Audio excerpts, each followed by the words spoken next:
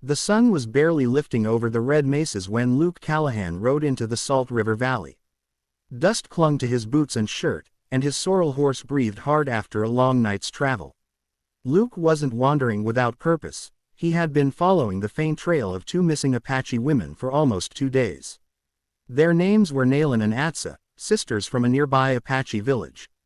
Both were soon to be married, Nayland to a skilled hunter named Chayton and Atsa to a young scout named Koa. Their weddings were only days away, but the sisters had disappeared while gathering wild herbs near the river. Their tracks showed signs of being followed, then fading into desert stone. The village elders had sent for help, and Luke, known in the territory as a fair-dealing cowboy who respected the tribes, answered the call. He paused at a ridge, scanning the land. If I were hiding 2 people, he murmured to himself, I'd go where the canyon narrows. His guess soon proved right. Far below, in a shadowed cut in the earth, a thin smoke trail rose. It wasn't from a campfire of travelers, it was too controlled, hidden behind rocks. Luke guided his horse quietly, tying him behind a juniper bush, and crept forward on foot. From his vantage point, he spotted 3 outlaws gathered around a small fire. Their horses were tethered nearby, their saddlebags full. And next to a boulder, sitting with their hands tied but unharmed, were Nayland and Atsa.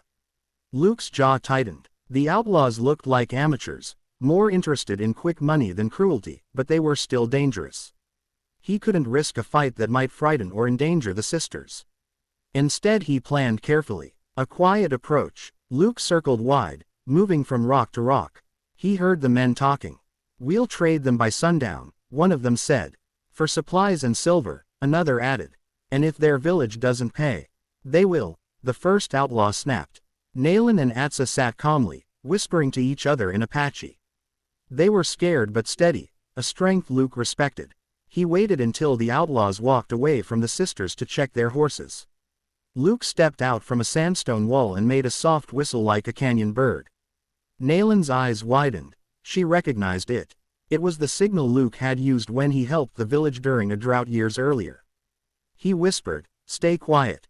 I'm here to get you home." Atsa nodded slowly. Luke sliced the rope at their wrists with his pocket knife. "When I say run," he whispered, "go toward the juniper ridge. My horse is there. Don't look back." But before they could slip away, a rifle cocked sharply. "Drop the knife, cowboy."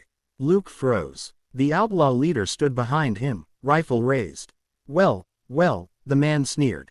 "A cowboy hero. You think you can walk into our camp and steal our bargaining chip?" Luke raised his hands slowly. "They're not bargaining chips," he said calmly. "And you're making this worse for yourselves.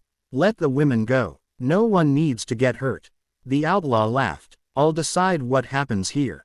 But Nayland, quick-minded and brave, suddenly stepped between Luke and the outlaw. "You shouldn't point a weapon at someone who has done nothing wrong," she said firmly. The outlaw hesitated, thrown off by her courage. And that split second was enough. Luke used his boot to kick sand upward, and the outlaw stumbled. Luke pushed Nayland and Atsa toward cover. "Go," he shouted. The 2 sisters sprinted for the ridge just as the other outlaws turned back from the horses. Luke ducked behind a boulder as a warning shot rang out. He didn't fire back. He wasn't there to fight but to protect. He used the rugged terrain to stay out of sight, moving carefully to draw the outlaws away from the fleeing. "Sisters, come on," one bandit yelled. He went that way. The outlaws chased Luke through a narrow canyon. Luke zigzagged, making them lose sight of the exact trail. When he reached a rock ledge, he vaulted behind it and waited. The men thundered past, shouting in confusion. When they were far enough, Luke doubled back toward the ridge where he had hidden his horse. Nayland and Atsa were already there, breathing hard but safe. They'd managed to calm the horse and keep out of sight. Luke motioned to them. "We'll travel on foot until we're far enough, then ride together." They moved quickly through the junipers and dry washes, keeping low. The desert wind covered most of their trail. By noon they had put miles between themselves and the outlaw hideout. At a shaded overhang, they stopped to rest. Atsa offered Luke a small piece of dried cornmeal bread from a pouch she'd kept hidden. "You saved us," she said softly. Luke shook his head. "You did just as much. Your courage back there. Most folks wouldn't have had that strength." Nayland smiled slightly. Our mother taught us to face danger with clear minds. I'd say she taught you well. After resting, they mounted Luke's horse, Nayland sitting behind Luke, Atsa holding the saddle horn, and made the slow journey back toward the village. Return to the village. The Apache village came into view late in the afternoon. Children spotted them first, running to alert the elders. Chayden and Koa, the sisters soon-to-be husbands, ran forward with relief written across their faces. Nayland and Atsa dismounted and rushed into the arms of their family. Cheers rose up. The village elder, Taza, approached Luke with deep respect in his eyes. You have done much for our people, Taza said. You brought back those who are precious to us.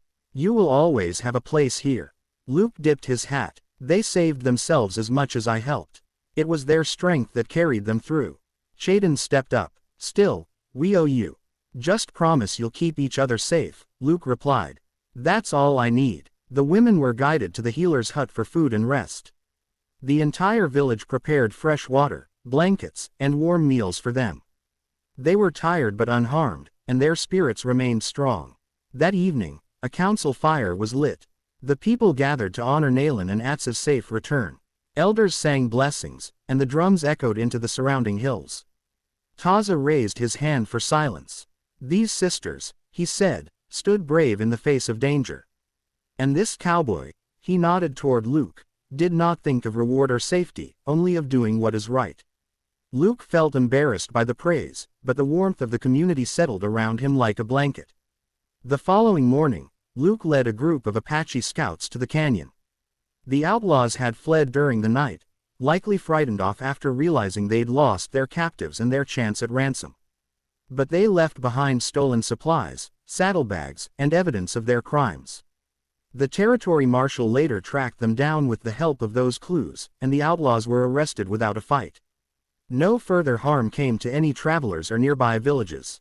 Luke rode back to the Apache village to deliver the news. Taza nodded. Justice has been done. The land is safer because of your actions. Luke smiled slightly. Glad to hear it. Celebration and farewell. 2 days later, the village prepared for the double wedding of Nayland and Atsa. Colorful woven blankets were hung between the lodge poles, and the scent of mesquite and wild sage filled the air. The sisters, dressed in traditional wedding clothes, looked full of calm joy. Before the ceremony, Nayland approached Luke. You helped us return to this moment, she said. We won't forget. Luke tipped his hat respectfully. Just promise me you'll live happy lives. That's enough for me, Atsa added. You'll always be welcome at our fires.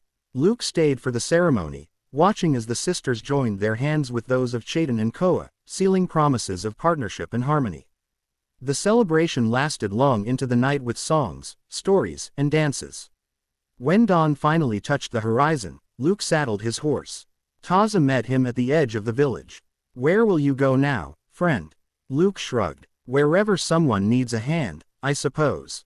The elder nodded. Then the land will guide you well. Nayland and Atsa waved from a distance, smiling brightly. Luke gave one final nod, then turned his horse toward the open plains. As the sun lit the mesas and the desert wind swept across the land, Luke Callahan rode forward, quiet, steady, and ready for the next trail. Because some heroes didn't need glory, just a good reason to help.